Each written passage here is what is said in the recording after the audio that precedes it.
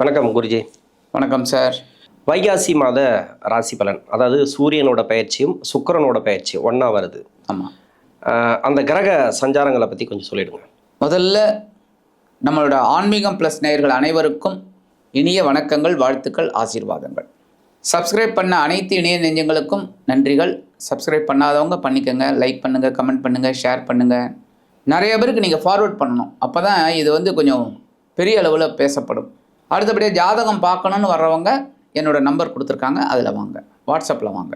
இப்போ இந்த அருமையான பதிவில் நம்ம என்ன பார்க்க போகிறோம் அப்படின்னா, சூரிய பகவானோட சுக்கிர பகவானும் ரெண்டு பேரும் ஒரே நாளில் சஞ்சாரம், அதாவது பெயர்ச்சிகள் நடக்கிறது. இந்த சூரிய பகவான் ரிஷபராசிக்கு வரார், சுக்கிர பகவான் மிதுன ராசிக்கு போகிறார். இந்த காலகட்டம் அப்படிங்கும்போது முதல்ல உச்சமடைந்த சூரிய பகவான் கொஞ்சம் உச்சத்தை குறைச்சிக்கிட்டு அப்படியே ரிஷபத்துக்கு வரார். இந்த ரிஷபத்தில் இருக்கிற நட்சத்திரம்னு பார்த்திங்கன்னா கிருத்திகை, ரோகிணி, மிருகசீரிஷம். அதில் பார்த்திங்கன்னா மூணுமே நட்பு கிரகங்கள் தான். ஏன்னா கிருத்திகை அவரோட சொந்த நட்சத்திரம், ஆமாம். ரோகிணி சந்திர பகவானோட நட்சத்திரம், மிருகசீரிஷம் இதுதான் செவ்வாயோட நட்சத்திரம். அந்த வகையில் ஒரு மாத காலம் அவர் அங்கே பயணிக்க போகிறார். அந்த வகையில் ரிஷபராசிலேருந்து அவர் 7ஆம் பறவை விருச்சிக ராசியை பார்க்க போகிறார். விருச்சிக ராசியும் ஆல்மோஸ்ட் செவ்வாயோட வீடு தான், அதுவும் நட்பு கிரகம் தான். அதனால் இந்த மாதம் எல்லாருக்குமே கொஞ்சம் ஒரு நல்ல மாதமாக இருக்கும் ரிஷபத்தில் இருக்கிறதுனால. நான் 7ஆம் பார்வையா விருச்சிகத்தை பார்க்குறேன். என்னதான் சுக்கிர பகவானோட வீடுங்கும்போது அது ஒன்றும் பெரிய பகை கிடையாது. ஆமாம், அந்த அளவுக்கு ஒரு இதுதாங்கிறதுனால நல்ல மாதமாக இந்த மாதம் எல்லாருக்குமே இருக்கும். விருச்சிக ராசி, இந்த ராசிக்கு 7ஆம் இடத்துல சூரியனோட பயிற்சி, அதாவது இந்த வைகாசி மாதத்தில் சூரிய பகவான் அங்கே வராரு. 8ஆம் இடத்துக்கு சுக்கிரனோட பயிற்சி. இது எப்படி இருக்கும் இந்த மாதத்துக்கு விருச்சிக ராசிக்கு? இந்த மாதம் விருச்சிக ராசினியர்களுக்கு ஓரளவுக்கு நன்மைகள் கிடைக்கக்கூடிய ஒரு இதுதான், யோகம்தான். ஏன்னா விருச்சிக ராசி இப்போ தான் கொஞ்சம் மூச்சு விடுறாங்க, ஓரளவுக்கு இப்போ தான் பரவாயில்லைங்கிற ஒரு நிலைமைக்கு உட்காந்துருக்காங்க. அந்த வகையில் இந்த சூரிய பகவான் இப்போ 6ஆம் இடத்துல இருந்துக்கிட்டு உச்சமடைந்து நிறைய நன்மைகளை கொடுத்தார். ஒரு தைரியத்தை கொடுத்தார், ஒரு வீரியத்தை கொடுத்தார், ஒரு உத்வேகத்தை கொடுத்தார், எல்லாமே. ஏன்னா 3, 6, 10, 11 உபஜயஸ்தானம், அதில் உட்காந்துக்கிட்டு நல்லது பண்ணார். இப்போ அவர் 7ஆம் இடத்துக்கு வரார். 7ஆம் இடத்துக்கு வரார் அப்படிங்கும்போதே இவங்க வாழ்க்கை துணை கொஞ்சம் உடல் ஆரோக்கியத்தில் கவனமாக இருக்கணும், நண்பர்கள் விஷயத்தில் கொஞ்சம் கவனமாக இருக்கணும். ஏன்னா ஒரு உஷ்ணத்தை கிளப்பி விடக்கூடிய ஒரு இடம் அந்த இடம் 7ஆம் இடம் சூரிய பகவான் வர்றதுனால. மற்றபடி இவங்களுக்கு சுபகாரிய நிகழ்ச்சிகள் நடக்கிறதுக்கு வாய்ப்பு இருக்குது. ஏன்னா ஜீவனாதிபதி ஓரளவுக்கு 7ஆம் இடத்துக்கு வர்றது ஓரளவுக்கு முன்னேற்றம். அடுத்தபடி அந்த சுக்கிரன் 8ஆம் இடத்துல மறையிறது ரொம்ப விசேஷம். ஏன்னா சுக்கிரன் எப்போவுமே நம்ம சந்தோஷமே பார்த்திங்கன்னா, சந்தோஷமே மறைவு ஸ்தானம் தான் நமக்கு. என்ன அந்த சந்தோஷம் துக்கம் இதெல்லாம் மறைவு தான். அப்போ இந்த சந்தோஷத்தை அனுபவிக்கக்கூடிய ஒரு இடத்துல அவர் 8ஆம் இடத்துல மறைந்து சந்தோஷத்தை கொடுக்க போகிறார் சுக்கிரன். அப்போ சுக்கிரனோட ஒரு பலம் இவங்களுக்கு கிடைக்க போகிறது, சந்தோஷம் கிடைக்க போகிறது. ஸோ எதையும் சமாளிக்க முடியுங்கிற ஒரு பக்குவம் இவங்களுக்கு இப்போ கிடைக்க போகிறது. ஓகே, இப்போ இந்த விருச்சிக ராசிக்கு திருமணத்துக்கு உண்டான காலமா? இப்போ 7ஆம் இடத்து அதிபதி 8ஆம் இடத்துல மறையிறார், 12ஆம் இடத்து அதிபதியும் அவர் தான். ஆமாம், அதனால தான் நான் கேட்டேன். கண்டிப்பாக கிடைக்கும் அந்த யோகம். இந்த காலகட்டம் அருமையான காலகட்டம். ஒரு வாழ்க்கை துணை ஏற்படுத்தி கொடுத்துருவாங்க. ஸோ நல்ல ஒரு முன்னேற்றம், திருமண யோகம் கண்டிப்பாக கைகூடும். கண்டிப்பாக. சரி, அது கணவன் மனைக்குள்ள ஒற்றுமை எப்படி இருக்கும், அதை எப்படி பார்த்து நடந்துக்கணும்? ஒற்றுமை எப்படின்னா, இப்போ களத்திர ஸ்தானத்துக்கு இவர் வர்றார் சூரியன். என்ன ஜீவனாதிபதி தான் இருந்தாலும் களத்திர ஸ்தானத்துக்கு வர்றார். 7ஆம் இடம் அப்படின்னால வாழ்க்கை துணை தான், உங்களுக்கு தெரியும். அப்போ வாழ்க்கை துணை அனுசரித்து போகணும், அவ்வளோதான். இப்போ 8ஆம் இடத்துல இருக்கிற மறைவு சுக்கிரன் கண்டிப்பாக நன்மையை கொடுப்பார். ஸோ அட்ஜஸ்ட் பண்ணிட்டு போயிடுவாங்க.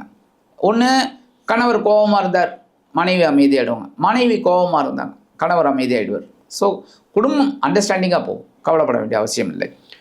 ஓகே, இப்போ இந்த சூரிய பகவானுடைய பயிற்சியும் சுக்கிரனோட பயிற்சியும், அதாவது இந்த வைகாசி மாதம் ஃபுல்லாகவே வச்சுக்கலாமே, இந்த மாதம் ஃபுல்லாகவே வேலையில் ஏதாவது ஒரு மாற்றத்தை எதிர்பார்க்கலாமா? மாற்றம் அப்படின்னாக்கா வேலையில் நல்லா இருக்கிறவங்களுக்கு நல்லா இருக்கும், ஆல்ரெடி நல்லபடியாக போயிட்டுருக்கோம், நான் நல்லா போயிட்டுருக்கு வேலை, எதுக்கு மாற்றணும் அப்படின்னு ஒரு சில பேர் நினைக்கலாம். நான் அந்த அர்த்தத்தில் சொல்லலை. வேலையில் பிரச்சனை இருக்குன்னா பிரச்சனை தீருமா, வேலையில் மாற்றணும்னு நினைக்கிறவங்களுக்கு மாற்றம் கிடைக்குமா? ஏன்னா சனி பார்வையில் இப்போ சுக்கிரன் இருந்தார், அவர் மாறிட்டார், இப்போ சூரியன் வரார். அந்த பார்வை வந்து சூரியனோட பார்வையும் ராசிக்கு இருக்கு. ஆமாம். இவர் வந்து ஜீவனாதிபதி, தொழில் ஸ்தானாதிபதி. ஏதோ ஒரு பொருளாதாரத்தை அந்த தொழில் ரீதியாவோ வேலை வாய்ப்பு ரீதியாவோ கொடுக்கலாம், திடீர் வேலை வாய்ப்புகளை கிடைக்கலாம். அதனால கேட்குறேன் நான், இது எப்படி இருக்கும் வேலை செய்கிறவங்களுக்கு? வேலை செய்கிறவங்களுக்கு கொஞ்சம் டென்ஷன் இருக்கத்தாங்க இருக்கும் கொஞ்சம். ஏன் அப்படின்னா ஜீவனாதிபதி, ஜீவனம் அப்படின்னாலே நமக்கு உத்தியோகம் தொழில் வியாபாரம் 2 தான். ஏன்னா அதான் வேற ஆப்ஷனே கிடையாது. அப்போ உத்தியோகத்தில் இருக்கிறவங்களுக்கு கொஞ்சம் டென்ஷன் இருக்கும். ஏன் அப்படின்னா நீங்கள் சொன்ன மாதிரி இந்த சனி பகவான் வந்து சூரியனை பார்க்குறார். அப்போ உஷ்ணம் அதிகமாகும். யாருக்கு? சூரியனுக்கு. அது உஷ்ணமான பார்வை 7ஆம் பார்வை அங்கே ஜென்மராசியை பார்க்குறாரு. இது வந்து ஒரு 15 நாளைக்கு கொஞ்சம் அவங்க கொஞ்சம் கான்சன்ட்ரேஷன் எடுத்து பண்ணினாங்கன்னா நல்லது. ஏன்னா அதுக்கப்புறம் குரு பார்வை பார்க்குறது, அதனால 7ஆம் பார்வை அவர் வந்து பார்க்குறதுனால 5ஆம் பார்வை பார்க்குறாரு. அப்போ கொஞ்சம் நல்ல ஒரு மாற்றம் கிடைக்கும். ஆனாலும் உத்தியோகத்தில் மாற்றம் எதிர்பார்க்காம நடக்கும்.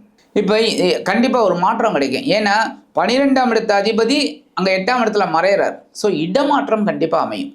உத்தியோகத்தில் ஒரு டென்ஷன் அதிகமாகும்.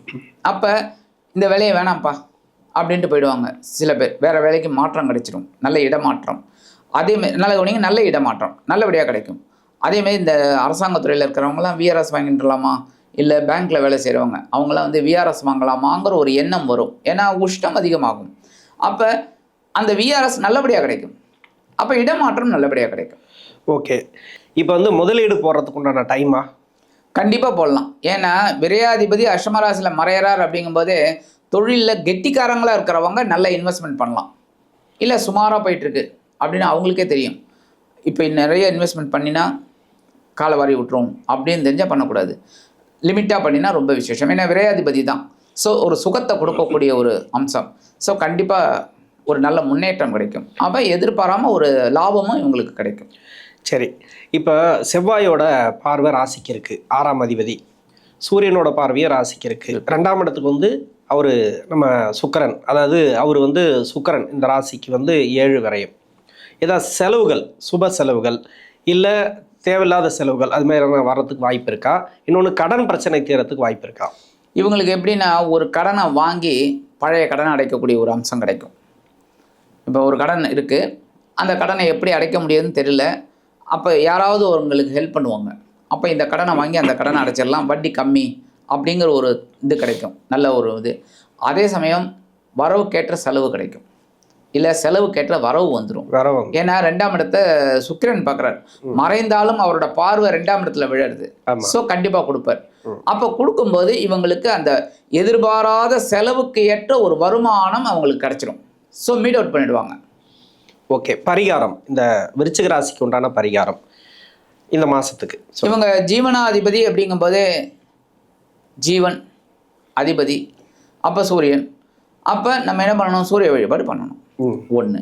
2வது அது தினந்தோறும் பண்ணுறது ரொம்ப விஷயம். தினந்தோறும் வராருல சூரிய பகவான், என்றைக்காவது லீவ் எடுத்திருக்காரா? இல்லை.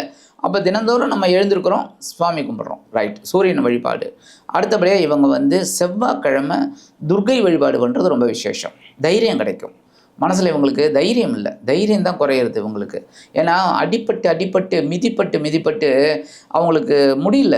அப்போ ஒரு தைரியம் கிடைக்கணும் அப்படின்னா கண்டிப்பாக செவ்வாய்க்கிழமை இந்த துர்க்கையை வழிபாடு பண்ணுறது இவங்களுக்கு ஒரு பெரிய ஒரு விசேஷம் கிடைக்கும். ஆக இந்த சின்ன பரிகாரம் இவங்க பண்ணினாலே இவங்களுக்கு இந்த அஷ்டமராசிக்கு வரக்கூடிய சுக்கிர பகவான், களத்திர ஸ்தானத்துக்கு வரக்கூடிய சூரிய பகவான் நன்மைகளை கண்டிப்பாக கொடுப்பார் என்று கூறி விடைபெறுகிறேன். நன்றி. நன்றி.